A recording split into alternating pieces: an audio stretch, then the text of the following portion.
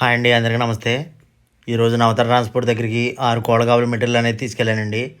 అవి వేసింది హైదరాబాద్ అండి, మియాపూర్ డిఆర్ రాజు గారికి అండి. వారు ఈరోజు ఫోన్ చేశారు, అలాగే ఈరోజు ఏమని చెప్పారు, అలాగే ఈరోజు తీసుకెళ్ళేసానండి. అలాగే మీలో ఎవరికైనా కోళ్ళ మెటీరియల్ కావాలంటే ఆ డిస్ప్లే మీద కనబడే నెంబర్కి కాంటాక్ట్ అవ్వండి. టైంపాస్ కాల్స్ మాత్రం అసలు చేయకండి. చాలామంది ఏంటంటే ఫోన్ కాల్స్ అని చేస్తున్నారండి.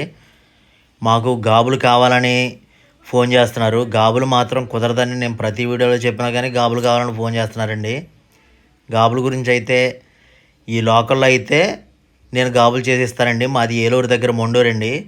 అంటే ఏలూరుకి మాకు 15 కిలోమీటర్లు ఉంటుంది. ఇప్పుడు నేను నవత ట్రాన్స్పోర్ట్లో తీసుకెళ్ళేసేది ఇలాగ మెటీరియల్ తీసుకెళ్ళి వేస్తానండి. ఆ 15 కిలోమీటర్లు తీసుకెళ్ళి నేను ఆటో మీద తీసుకుని వెళ్ళి వేస్తానమాట అండి. ఇలా మెటీరియల్ అనేది ట్రాన్స్పోర్ట్లో వేసి నేను గాబు చేసిన వీడియో అనేది మీకు పెడతానండి. దానివల్ల ఏంటంటే మీకు గాబు అనేది సులువుగా చేసుకోవచ్చు. నేను మినిమం 5 గాబుల మెటీరియల్ అనేది బుక్ చేసుకోవాలండి. ఇంకా అంతకు మించి తక్కువ అయితే నేను ఏలూరు తీసుకెళ్ళి ట్రాన్స్పోర్ట్లో వేయాలి వలన అందు గురించి 5 అయితే మనం వేయడానికి అనేది బాగుంటుందండి. మన గాబు మెటీరియల్ వచ్చేసరికి ఒక్కొక్క గాబు మెటీరియల్ వచ్చేసరికి 1450 రూపాయలండి. అంటే మా దగ్గరకు వచ్చే 1300 చేసి చేస్తున్నారు కదా అని మీరు అనుకోవచ్చు. ఇది హెవీ క్వాలిటీ అండి. నేను ప్రతి ఒక్కరికి హెవీ క్వాలిటీ అని చెప్పినా కానీ నమ్మట్లేదు.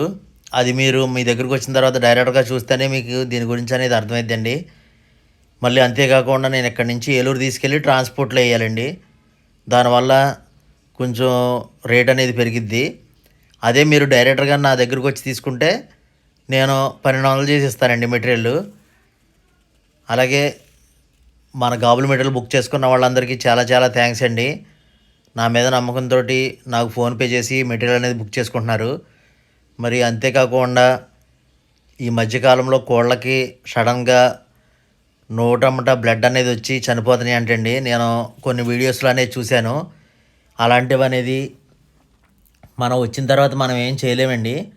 అవి రాకముందే మనం జాగ్రత్తగా అనేది తీసుకోవాలి.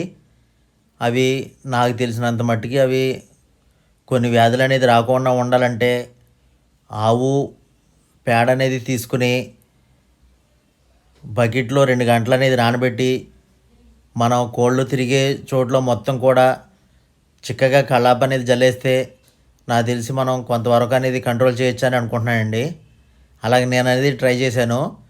మీలో కొంతమంది అలా ట్రై చేస్తే బాగుంటుందని అనుకుంటున్నానండి. అంటే చాలామంది చాలా సొల్యూషన్లు అనేది చెప్తారండి. ఆవు పేడ అనేది ఎలా పనిచేస్తుందో మీ అందరికీ తెలుసు.